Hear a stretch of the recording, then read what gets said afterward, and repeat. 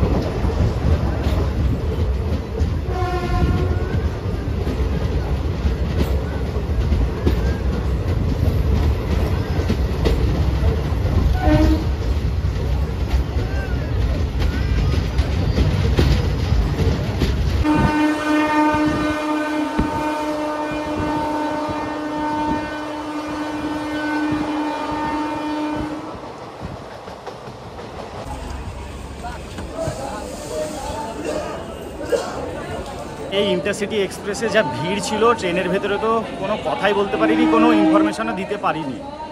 তো যাই হোক, 120 কিলোমিটার রাস্তা অতিক্রম করে আমরা এসে পৌঁছালাম হচ্ছে অম্বিকা কালনা স্টেশনে। তো বহরমপুরবাসীর জন্য বলে রাখি, আপনারা বহরমপুর থেকে যারা অম্বিকা কালনা ঘুরতে আসবেন ভাবছেন, আপনারা 2 রকমভাবে আসতে পারেন। এক, আমি যেভাবে এলাম খাগড়াঘাট রেলওয়ে স্টেশন হয়ে, আর বহরমপুর হয়ে আসতে পারেন। বহরমপুর রেলওয়ে স্টেশন থেকে আপনারা ট্রেন ধরে চলে আসুন কালীনারায়ণপুর জংশন। কালীনারায়ণপুর থেকে আপনারা ট্রেন ধরে চলে আসুন শান্তিপুরে। কালীনারায়ণপুর থেকে শান্তিপুর জংশন ওই মোটামুটি 15 কিলোমিটার রাস্তা, ট্রেনে আধ ঘন্টার সময় লাগে। আর শান্তিপুর রেলওয়ে স্টেশন থেকে আপনারা অটো বা টোটো করে শেয়ারে ওই মাথা পিছু 20 টাকা করে ভাড়া নেয়, আপনারা চলে আসুন শান্তিপুর ফেরিঘাট। ফেরিঘাট পার হয়ে আপনারা চলে আসতে পারেন কালনাতে। আর আপনারা শিয়ালদা থেকেও চলে আসতে পারেন, সকাল সকাল 8টা 5-এ শিয়ালদা থেকে কাটোয়া লোকাল আছে, যে ট্রেনে অরূপ আসছে। ট্রেন ঢুকে গেল এক্ষুনি, যে ট্রেনের হর্ন দিল লোকাল ট্রেনের, ওই ট্রেনে অরূপ ঢুকলো এক্ষুনি। তো সেই ট্রেনেও আপনারা চলে আসতে পারেন শিয়ালদা থেকে। আর হাওড়া থেকে সকালে 8টায় ট্রেন আছে, 10টার সময় ট্রেন আছে। তো আপনারা সুবিধা অনুযায়ী ট্রেনে চেপে পৌঁছে যেতে পারেন এই কালনা রেলওয়ে স্টেশনে। আর এই আমাদের হাওড়া ইন্টারসিটি ট্রেন অম্বিকা কালনায় ঢোকার টাইম ছিল হচ্ছে 10টা 22, আর আমাদের ট্রেন ঢুকলো পুরো 10:30টায়। তো কিছুক্ষণ লেট। চলুন, 1 নম্বরে আমাদের ট্রেন নামিয়ে দিল এই যে কালনা স্টেশনে। তো আমাদেরকে এখন যেতে হবে হচ্ছে 1 নম্বর স্টেশনে, মানে 1 নম্বর প্ল্যাটফর্মের বাইরে। অরূপের সঙ্গে এখন দেখা হয়ে গেল। তো অরূপকে আপনারা সবাই ভালো করেই চেনেন। অরূপের সঙ্গে আমার লাস্ট ট্যুর হয়েছিল পুরীর রথযাত্রাতে, তারপরে আবার এই কালনাতে।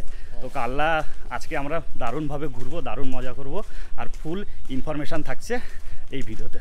তো দর্শকদেরকে কিছু বলতে চাও অরূপ? ভিডিওটার সাথে থাকো, স্কিপ না করে দেখলে তবেই সমস্ত ইনফরমেশন পাবে, এটাই বলতে চাই। একদম, ভিডিওটি দেখতে থাকুন। চলুন এখন 1 নম্বর প্ল্যাটফর্মের বাইরে যাব, দেখি এই ঘুরে বেড়ানোর জন্য কি পরিষেবা এখানে রয়েছে। আর শুভ বিজয় সবাইকে, সকল দর্শক বন্ধুদেরকে শুভ বিজয়। আমি তো জানিয়েছি, অরূপও জানিয়ে দিল। চলুন, এই হচ্ছে 1 নম্বর প্ল্যাটফর্ম দিয়ে বাইরে যাওয়ার বাহির পথ। চলুন বাইরের দিকে যাই।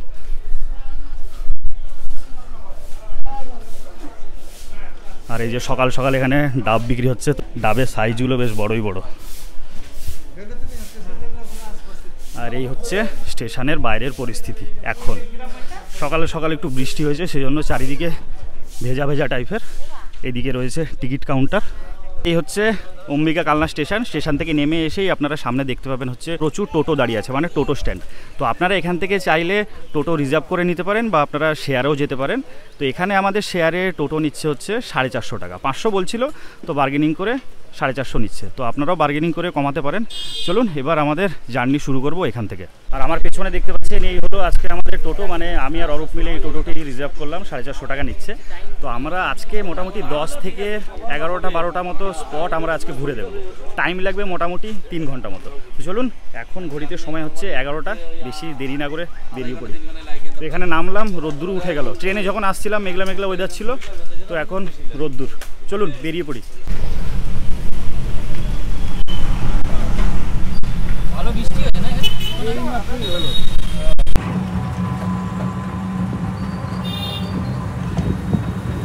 আমরা স্টেশন থেকে মোটামুটি 2 কিলোমিটার রাস্তা অতিক্রম করে এসে পৌঁছালাম হচ্ছে অম্বিকা মায়ের মন্দির। আর এই মায়ের নামেই কিন্তু এই জায়গার নাম হয়েছে অম্বিকা কালনা। তো চলুন মায়ের আশীর্বাদ নিয়ে আজকের ট্যুরটা শুরু করব। তো এই যে সামনেই দেখতে পাচ্ছেন প্রচুর ডালার দোকান আছে, প্রচুর বলতে বেশ কিছু কিছু ডালার দোকান আছে। তো আপনারা এসে এখানে পুজো দিয়ে নিতে পারেন, তারপরে আশেপাশে ঘোরাঘুরি শুরু করতে পারেন। এই হচ্ছে প্রবেশদ্বার, এইদিকে হচ্ছে বড় মায়ের মন্দির, আর এই যে এইদিকে দেখতে পাচ্ছেন এটি হলো ছোট মায়ের মন্দির। চলুন ভেতরে প্রবেশ করি, দিয়ে আপনাদেরকে সব কিছু ঘুরিয়ে দেখাবো। কালনা অম্বিকা মন্দির একটি কিংবদন্তি স্থান। এই স্থানে দেবী সতী নিজেকে যজ্ঞের আগুনে আহুত দিয়েছিলেন, যা দক্ষ যজ্ঞের সঙ্গে জড়িত।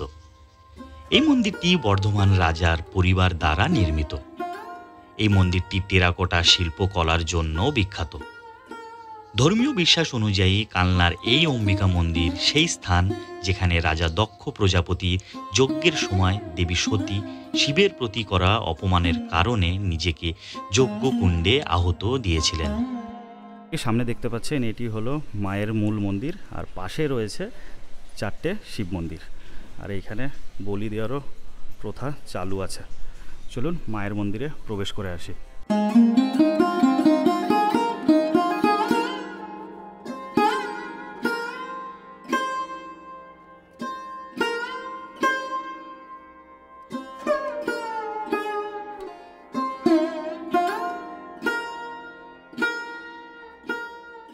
আর সামনে দেখতে পাচ্ছেন মূল মন্দির, আর এই পাশেই রয়েছে 4টি শিব মন্দির। আর এই যে ভোলেনাথ এখানে বিরাজমান।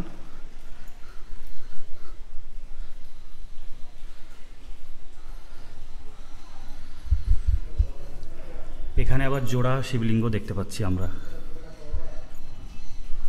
চলুন পরের দুটো দেখে নিই একবার।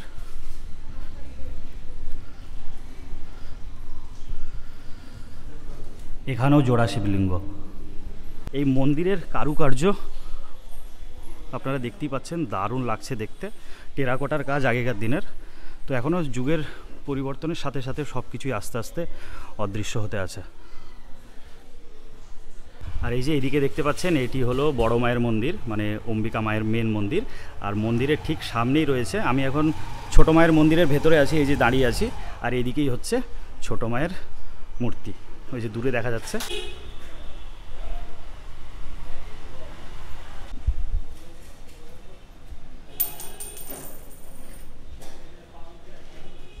আমরা অম্বিকা মায়ের মন্দির দেখে এখন পৌঁছে গেলাম হচ্ছে অনন্ত বাসুদেব মন্দির। এই যে দেখতে পাচ্ছেন, বিশাল বড় একটি মন্দির। আর পুরনো দিনের টেরাকোটার কাজ করা আছে দারুণভাবে রক্ষণাবেক্ষণ করা আছে এই মন্দিরটি। একদম কালারফুল, দারুণ লাগছে, দারুণ মানে এত বড় মন্দির। কালনার অনন্ত বাসুদেব মন্দির এক রত্ন শৈলীর মন্দির, যা 1752 সালে রাজা তিলকচন্দ্র কর্তৃক তার ঠাকুমা ব্রজকিশোরী দেবীর স্মরণে নির্মিত করেছিলেন। এই মন্দিরে বিষ্ণু বা বাসুদেবের বিগ্রহ স্থাপিত আছে। এটি অম্বিকা কালনার অনেক ঐতিহাসিক মন্দিরের মধ্যে একটি, যা মূলত টেরাকোটা অলঙ্করণে সমৃদ্ধ।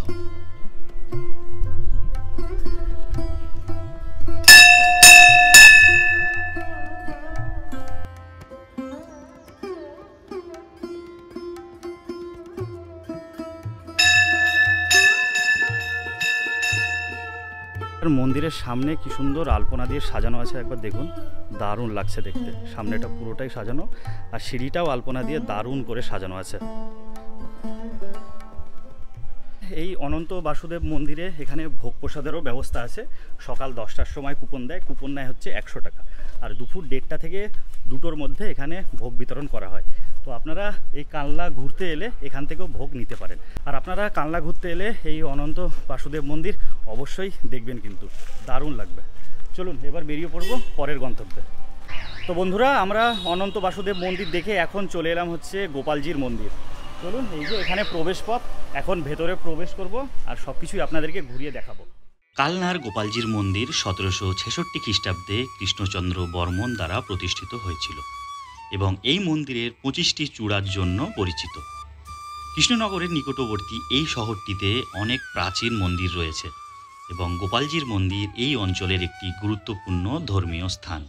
আপনারা এই গোপালজির মন্দিরের পিলারগুলো দেখেই বুঝতে পাচ্ছেন যে কত পুরনো এই মন্দির। একবার দেখুন, আর সামনেই বসে আছে আমাদের গোপালজি।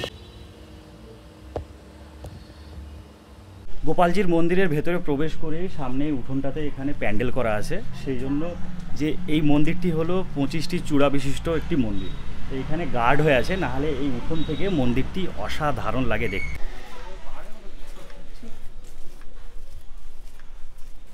আমরা এখন এসে পৌঁছালাম হচ্ছে ভগবান দাস বাবাজির মন্দির। চলুন ভেতরে প্রবেশ করি। এই মন্দিরটি ভগবান দাস বাবাজির স্মৃতি বিজড়িত একটি আশ্রম। এই আশ্রমটি বর্তমানে নমব্রহ্মজি আশ্রম নামে পরিচিত। এই আশ্রমের অন্দরমহলে রয়েছে একটি রাধা গোবিন্দ মন্দির, আর মন্দিরের ঠিক পেছনেই রয়েছে ভগবান দাস বাবাজির সমাধি। আর এই মন্দিরের বিশেষ আকর্ষণ হলো এই পাতাল গঙ্গা।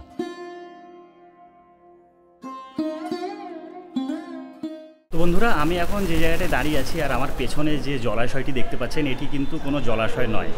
মা গঙ্গা নিজে প্রবাহিত হয়ে এসেছিলেন এই ভগবান দাস বাবাজির কাছে।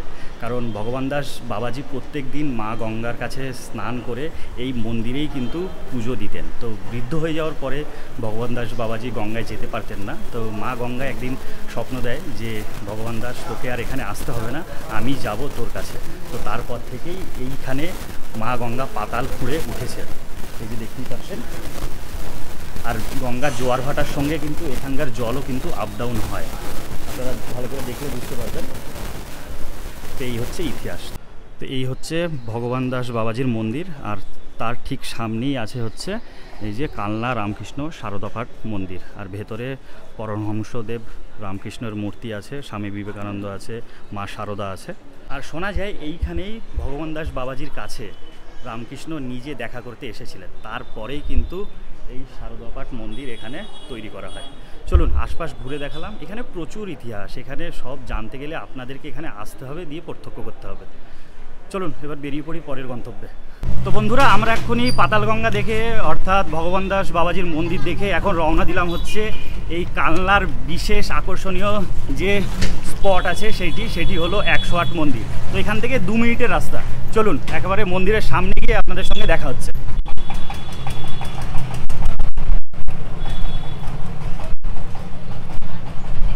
আমরা এসে পৌঁছালাম হচ্ছে 108 শিব মন্দির, আমার পেছনেই দেখতে পাচ্ছেন। তো এই জায়গাটা ঘুরতে বেশ কিছুক্ষণ টাইম লাগবে, মানে কালনার যত টুরিস্ট স্পট আছে সব থেকে বেশি টাইম লাগে এই জায়গাটাতে। তো এই জায়গায় আপনারা এমনি প্রবেশ করতে পারেন, এমনি ফটোশ্যুট করতে পারেন, কিন্তু ভিডিওগ্রাফি করতে গেলে এখানে পারমিশন নিতে হয়। পারমিটে মোটামুটি 25 টাকা নেয়, মানে ঠিক ওটা জানি না, মনে হয় 25 টাকায় নেয়। তো চলুন আগে পারমিশনটা করিয়ে নিই, তারপরে ভেতরে প্রবেশ করব। নবকৈলাস শিব মন্দির বা 108 শিব মন্দির হল বর্ধমান জেলার কালনার আকর্ষণীয় শিব মন্দির। এই স্থাপত্য বিস্ময়। এই মন্দিরের কাঠামো মোট 108টি ছোট ছোট মন্দির সহ 2টি সমকেন্দ্রিক বৃত্তের একটি সমন্বয়ে গঠিত, যা প্রতিটি ছোট ছোট মন্দির শিবকে নিবেদিত করা হয়েছে। এটি একটি পুঁথির অক্ষমালাকে প্রতিনিধিত্ব করে এবং এই মন্দিরের দেওয়ালে রামায়ণ ও মহাভারতের পর্ব এবং শিকারের বহু দৃশ্য চিত্রিত রয়েছে। বাইরের দিকে 74টি মন্দির আছে এবং ভেতরে রয়েছে 34টি মন্দির, যেগুলিকে মঙ্গলকর চিন্তাভাবনা সহ পৌরাণিক কাহিনী অনুসারে নির্মিত হয়েছে। আমি এখন এই মুহূর্তে 108 শিব মন্দিরের এরিয়ার ভেতরে, মানে এখানে প্রবেশ করে পুরো ছিটকে গেলাম। মানে এখানকার যা কারুকার্য আপনারা দেখতেই পাচ্ছেন, অসাধারণ অসাধারণ, মানে কিছু বলার নাই। আপনারা যে 108টি শিব মন্দির দেখতে পাচ্ছেন এইখানে, এই 8 চালা বিশিষ্ট 108 শিব মন্দির 1809 সালে তেজচন্দ্র বাহাদুর নির্মাণ করেছিলেন। মানে এক ঐতিহ্যবাহী নিদর্শন তৈরি করে গিয়েছে। মানে যত দেখছি অবাক হয়ে যাচ্ছি, মানে কি অসাধারণ স্থাপত্য তৈরি করেছেন। মানে এইগুলো দেখতে হলে এখানে অবশ্যই আসতে হবে, আর এখানে এসে চাক্ষুষ করতে হবে। অসাধারণ জায়গা, অসাধারণ, মানে কোনো ভাষা খুঁজে পাবেন না এখানে এসে যদি আপনারা দেখেন। এই যে সামান্য এখানে কাজগুলো একবার দেখুন, সব টেরাকোটার কাজ, অসাধারণ জায়গা। আর এখানে সমবিন্দু কেন্দ্রিক অবস্থায় 2টি বৃত্তকার আছে, ওই যে ভেতরে দেখতে পাচ্ছেন, আর আমি যে লাইনটাতে দাঁড়িয়ে আছি। তো বাইরের যে লাইনটা, আমি এখন যে দিক দিয়ে হেঁটে যাচ্ছি দেখতে পাচ্ছেন, এইখানে মোট 74টি শিবলিঙ্গ আছে, আর ভেতরের যে সার্কেলটা আছে ওইখানে মোট 34টি শিবলিঙ্গ আছে। আর আপনারা খেয়াল করলে দেখতে পাবেন একটি সাদা শিব মন্দির, তারপরে রয়েছে আবার একটি কালো শিব মন্দির, তারপরে আবার রয়েছে সাদা শিব মন্দির, তারপরে আবার রয়েছে কালো শিব মন্দির। মানে বাইরের বৃত্তকারটাতে এইভাবেই একটি কালো শিব মন্দির, একটি সাদা শিব মন্দির এইভাবেই কিন্তু সাজানো, আর ভেতরেরটাই আছে হচ্ছে পুরো সাদা শিব মন্দির। আপনারা যে সাদা শিবলিঙ্গ দেখলেন সেটি হলো সদাশিবের রূপ, আর কালো যে শিবলিঙ্গ দেখলেন সেটি হলো কালভৈরবীর রূপ। অসাধারণ জায়গা, অসাধারণ। চলুন এবার ভেতরের বৃত্তাকার যে শিব মন্দিরটি আছে সেইখানে প্রবেশ করব। অসাধারণ জায়গা, অসাধারণ। মানে কালনা ঘুরতে এলে এই জায়গাটাতে আসতেই হবে, আর এই জায়গাটাই হচ্ছে মেন জায়গা, মানে বিশেষ আকর্ষণের জায়গা হচ্ছে এই 108 শিব মন্দির। উফ, দারুণ দারুণ দারুণ। আশপাশটা একবার সাজিয়েছে দেখুন, একদম পরিষ্কার ঝকঝকে বাগান করে সাজানো, একদম সবুজ, আর কি মেনটেনেন্স, মানে সত্যিই বলতে হবে একদম নিখুঁত। আর এই হচ্ছে মধ্যেখানের মানে ভেতরের বৃত্তকার, যেখানে 34টি শিবলিঙ্গ আছে। এই হলো এরিয়া, কি দারুণ লাগছে একবার দেখুন। ভেতরে গাছ আছে চারিদিকে। এইখানে লক্ষ্য করলে দেখতে পাবেন এই যে সাদা শিব মন্দির, এখানে সাদা শিব মন্দির, আবার এখানে সাদা শিব মন্দির। মানে ভেতরের যে বৃত্তাকার শিব মন্দিরটি সার্কেল আছে, এখানে সব কিন্তু সাদা শিব। কিছু বলার নাই, মানে যত দেখছি অবাক হয়ে যাচ্ছি। তো এখানে ভিডিও করতে করতে এক সিকিউরিটি দাদা আমাদেরকে ধরলো, দিয়ে বলছে ভিডিও করা যাবে না, কিন্তু এখানে ভিডিও করা হয়। আজকে রবিবার, আজকে অফিস বন্ধ, ভিডিও করতে গেলে 25 টাকা দিয়ে একটা টিকিট কাটতে হয়। তো গেটের ওখানে যে সিকিউরিটি দাদা আছেন উনি বললেন যে এখানে ভিডিও করুন, কিন্তু কোনো কথা বলা যাবে না, মানে ব্লগিং পারপাসে কোনো ভিডিও করা যাবে না, যেহেতু অফিস বন্ধ আজকে। তো এইখানে আবার এলাম, এই যে এখানে এক সিকিউরিটি দাদা দাঁড়িয়ে আছে, উনি বলছেন যে আপনি ভিডিও করছেন, পারমিশন নিয়েছেন? আমি বললাম যে ওই গেটে ওই দাদা বললো যে আপনারা ভিডিও করুন, কোনো কথা বলা যাবে না। দিয়ে আমি বললাম হ্যাঁ আমরা অফিসে গিয়েছিলাম, আমরা জানি, কারণ আমরা অনেক ভিডিওতে দেখেছি যে একটা 25 টাকার একটা টিকিট কাটতে হয়। তো উনি দাদা বলছেন, মানে এই দাদা এখন বলছেন যে না ভিডিও করা হবে না। আমি বললাম তাহলে টিকিটের ব্যবস্থাটা করুন। দিয়ে বললো আচ্ছা ঠিক আছে, আপনাদের টিকিটের ব্যবস্থা করছি। মানে এখানে এই রকম একটু হ্যাঙ্গাম হয়ে থাকে, তো আপনারা এখানে এলে একটু ভালো করে যাচাই করে নেবেন। আমরা 108 শিব মন্দির দেখে এখন বাইরে চলে এলাম। এই হচ্ছে 108 শিব মন্দিরের প্রবেশপথ, আর এই 108 শিব মন্দিরের প্রবেশপথের সামনেই রয়েছে রাজবাড়ির গেট।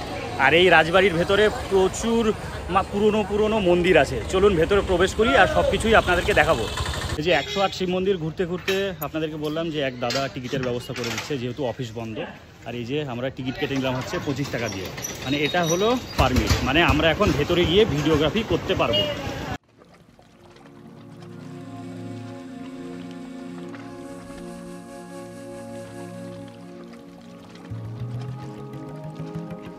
কালনা রাজবাড়িতে প্রবেশ করেই প্রথমে দেখা মিলবে এই শিব মন্দির, যা প্রতাপেশ্বর মন্দির নামে পরিচিত।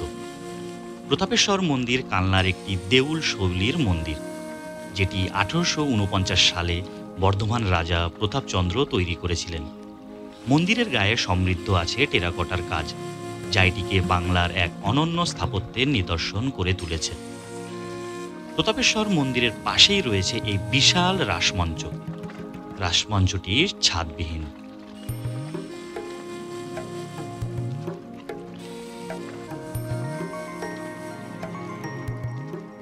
তো বন্ধুরা, আমরা প্রতাপেশ্বর মন্দির আর রাসমঞ্চ দেখে এখন চলে এলাম হচ্ছে লালজির মন্দির। এই যে এটি হলো লালজির মন্দিরের প্রবেশপথ। চলুন ভেতরে প্রবেশ করি। দারুণ জিনিস অপেক্ষা করছে আমাদের জন্য, দেখলে পুরো ছিটকে যাবেন। 1739 সালে নির্মিত লালজির মন্দিরকে কালনার সব থেকে প্রাচীন মন্দির হিসাবে জানা যায়। মহারাজ জগৎরামের স্ত্রী ব্রজকিশোরী দেবী এই মন্দির নির্মাণ করেন। এই মন্দিরে পূজিত হয় রাধাকৃষ্ণের বিগ্রহ।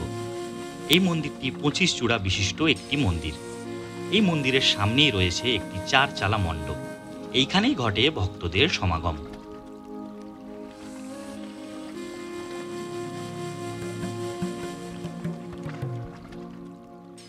তো বন্ধুরা, এই রাজবাড়ি ঘুরতে ঘুরতে একটি খবর জানতে পারলাম, যেটি হলো আমাদের ভারতবর্ষে মোট 25 চালা বিশিষ্ট মোট 5টি মন্দির আছে। আর সেই 5টি মন্দিরের মধ্যে 3টি মন্দির এই কালনাতেই অবস্থিত। তো প্রথমে আমরা যেটি দেখলাম সেটি হলো গোপালজির মন্দির। এইদিকে দেখতে পাচ্ছেন এইটি হলো লালজির মন্দির, আর ঠিক তার পাশেই রয়েছে হচ্ছে কৃষ্ণচন্দ্রজির মন্দির। এই 3টি 25 চালা বিশিষ্ট মন্দির এই কালনাতেই অবস্থিত। চলুন, এই যে এইদিকে হচ্ছে প্রবেশপথ, চলুন ভেতরে গিয়ে দেখি কি অপেক্ষা করছে আমাদের জন্য। মানে যা দেখছি তাই তো অবাক হয়ে যাচ্ছি। এখানে সবাই বলছে বিষ্ণুপুরের মতোই এলাকা, কিন্তু আমার তো বিষ্ণুপুর এখনও যাওয়া হয়নি। তো সামনে শীত আসছে, চেষ্টা করব বিষ্ণুপুরে যাওয়ার এবং সব কিছু আপনাদের সামনে তুলে ধরব। আপাতত প্রবেশ করা যাক কৃষ্ণচন্দ্রজির মন্দিরে। এই কৃষ্ণচন্দ্র মন্দির 1751 থেকে 1750 সালের মধ্যে তৈরি হয়। এই সুবিশাল 25 চূড়া বিশিষ্ট মন্দির টেরাকোটা এবং পোড়া মাটির কাজের জন্য বিখ্যাত। মন্দিরের দেওয়ালে রয়েছে রামায়ণ এবং মহাভারতের চিত্র।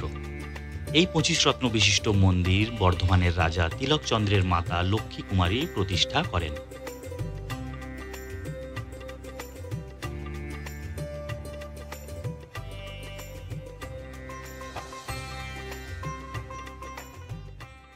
তো বন্ধুরা, এই 108 শিব মন্দির আর সামনেই রাজবাড়ি ঘুরতে ঘুরতে একটু হাঁপিয়ে গিয়েছি। প্রচুর বড় জায়গা, আর আপনারা এই কালনাতে এলে এইখানে কিন্তু অনেকটা টাইম কিন্তু কাটাতে পারবেন। আর এখানে ঘুরতে গেলে এখানে এই রাজবাড়ি আর 108 শিব মন্দিরে কিন্তু টাইম দিতে হবে। মিনিমাম দুটো জায়গা ঘুরতে গেলে আপনাদের 2 ঘন্টা মতো তো সময় লাগবেই। আমরা ইউটিউবে ভিডিও করি, তাই আমাদের সময় লেগে গেল ঘুরে দেখতে। তো ওয়েদার এখন ব্যবসানি হয়ে গেছে, গরম, চোখ মুখ দেখেই বুঝতে পাচ্ছেন ঘেমে গিয়েছি। তো একটু রিফ্রেশ হওয়ার জন্য নিয়ে নিলাম হচ্ছে আখের রস। আর এই যে 108 শিব মন্দিরের পাশেই ডাবের জল, আখের রস, নানান ধরনের খাবারের জিনিস আপনারা পেয়ে যাবেন। তো আখের রসটা খাই, খুবই দরকার। গলা পুরো শুকিয়ে গিয়েছে আর শরীরে এনার্জিও নাই।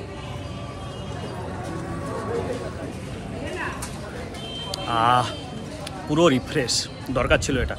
আপনারা কালনা ঘুরতে এলে এই রাজবাড়ির ভেতরেই কিন্তু ওয়াশরুম আছে, মানে আশেপাশে আপনারা যত সাইট সিন করবেন এইখানে কিন্তু পরিষ্কার পরিচ্ছন্ন টয়লেট আপনারা পেয়ে যাবেন। এখানে মেয়েদের জন্য আছে, ছেলেদের জন্য আছে, তো কোনো অসুবিধা নেই, আপনারা ওয়াশরুম ইউজ করতে পারেন। চলুন এবার রওনা দিই পরের গন্তব্যে। আমরা 108 শিব মন্দির আর রাজবাড়ি দেখে এখন এসে পৌঁছালাম হচ্ছে এই যে মহাপ্রভু শ্রী চৈতন্যের বিশ্রাম স্থান। মানে এইখানে মহাপ্রভু শ্রী চৈতন্য বিশ্রাম করতেন। ওপরে একটা বিশাল বড় তেঁতুল গাছ আছে, চলুন ভেতরে যাই।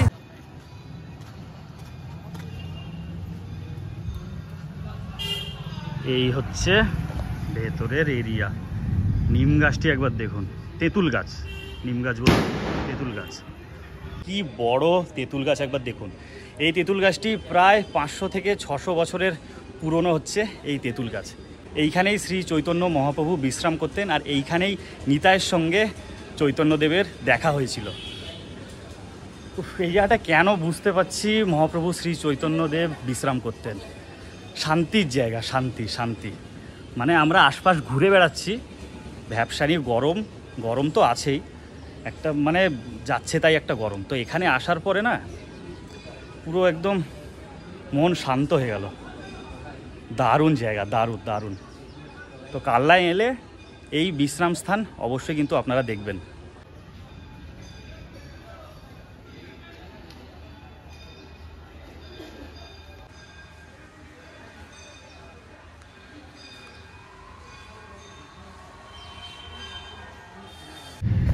আর এইখানেই দেখতে পাচ্ছেন শ্রী চৈতন্য মহাপ্রভুর পায়ের ছাপ আছে।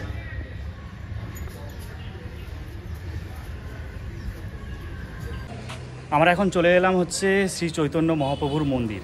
ভেতরে ফটোগ্রাফি, মোবাইল ক্যামেরা কিচ্ছু অ্যালাউ নাই। আর শ্রী চৈতন্য মহাপ্রভুর পদধূলির স্পর্শেই এই কালনা শহর কিন্তু এত পবিত্র হয়ে উঠেছে। চলুন ভেতর থেকে ঘুরে আসি। ভেতরে তো ভিডিওগ্রাফি পুরো বন্ধ, তো আপনারা এলে এখানে নিজের চোখে দেখে নেবেন।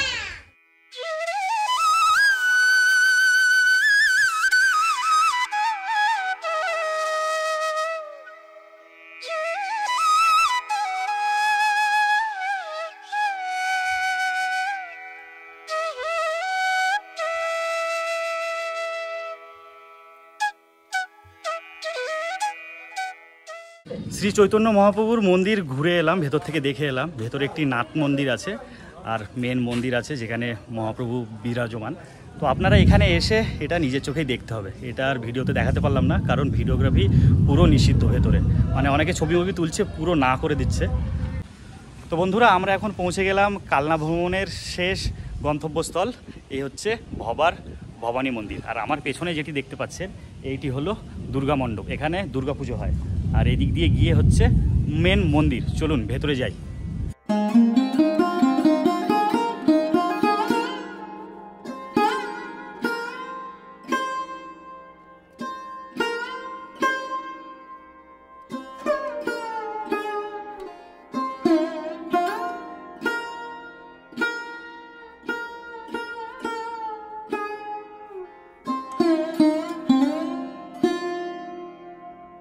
তো বন্ধুরা, আজকে আমাদের কালনা ভ্রমণ কমপ্লিট হলো। আর আজকে এই শ্যামলদার সঙ্গেই আজকে আমরা ঘুরলাম, ভালোভাবে ঘুরে দেখিয়ে দিল। তো আপনারা চাইলে এই শ্যামলদার সঙ্গেও ঘুরে দেখতে পারেন। চলুন শ্যামলদার মুখ থেকেই শুনে নিই কোন কোন জায়গা ঘুরায় আর কত কি রেট নিয়ে থাকে।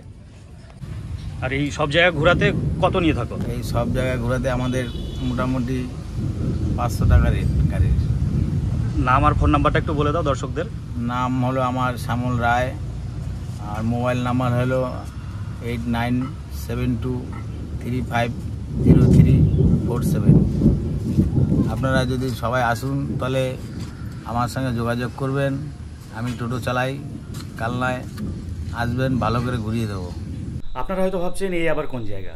আমি এখন এই মুহূর্তে আমার বাড়িতেই আছি। তো কালনা ভ্রমণে বেরিয়ে আমি আর স্টেশনের আশেপাশে বা কালনার আশেপাশে কোথাও ভিডিওটা এন্ড করতে পারিনি, কারণ আমি ভেবেছিলাম যে কালনা স্টেশনে এসে ভিডিওটা এন্ড করব, আরও কিছু ইনফরমেশান দেবো।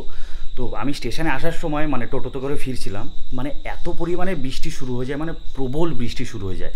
তো ভাবলাম যাই হোক স্টেশনে পৌঁছাই, স্টেশনে পৌঁছে ট্রেনে যেতে যেতে ভিডিওটা শেষ করব। তা ট্রেনেও মারাত্মক ভিড়।